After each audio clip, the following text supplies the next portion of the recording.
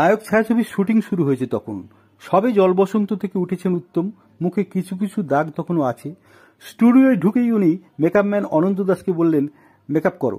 এদিকে সত্যজিৎ রায় আবার অনন্ত দাসকে বলে রেখেছেন যে প্যাড করা ছাড়া আর কোনো মেকআপ কিন্তু উত্তমের হবে না।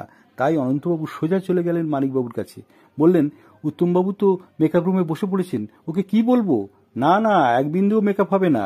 ততক্ষণে মেকআপ রুম থেকে অনন্ত অনন্ত হাঁক ডাক।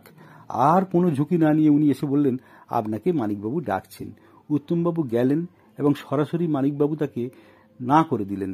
উত্তমবাবু যদিও খুশি হননি, কিন্তু পরে বলেছিলেন, মানিকদা, এই প্রথম মেকআপ ছাড়া আমার অভিনয়, আমি ভাবতেও পারিনি। আমার অভিনয় করতেও সুবিধে হয়েছিল। আমার ফেসিয়াল এক্সপ্রেশনগুলো চমৎকার আসছিল, যেটা অন্যান্য ছবিতে হেভি মেকআপের জন্য আসে না। এই ছবিতে অভিনয় করার পর উত্তম কুমার বলেছিলেন, আমাকে এক নতুন ভূমিকায় খুঁজে পেলাম, মুক্তি হলো আমার অভিনয়ের।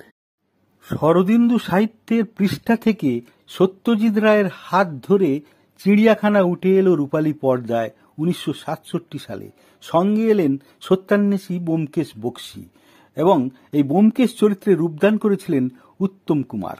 ব্যোমকেশ চরিত্রের জন্য যতটুকু যা করা দরকার তা সঠিকভাবে উজাড় করে দিয়েছিলেন তিনি। কখনো তিনি এই চরিত্রের জন্য হয়েছিলেন জাপানি, কখনো কাবুলি। শ্রেষ্ঠ অভিনেতা হিসাবে তিনি জাতীয় চলচ্চিত্র পুরস্কার লাভ করেছিলেন এবং শ্রেষ্ঠ পরিচালক হিসাবে সত্যজিৎ রায় পুরস্কৃত হয়েছিলেন।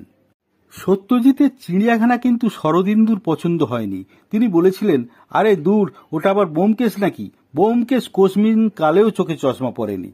ব্যোমকেশের নাক হলো ধারালো, বেশ লম্বা, নাতিস্থূল চেহারা। আর উত্তম কুমার চট্টোপাধ্যায় তো একে একেবারে বামুন বানিয়ে দিয়েছেন। ব্যোমকেশ তো বক্সী, আসলে সে হলো কায়েত।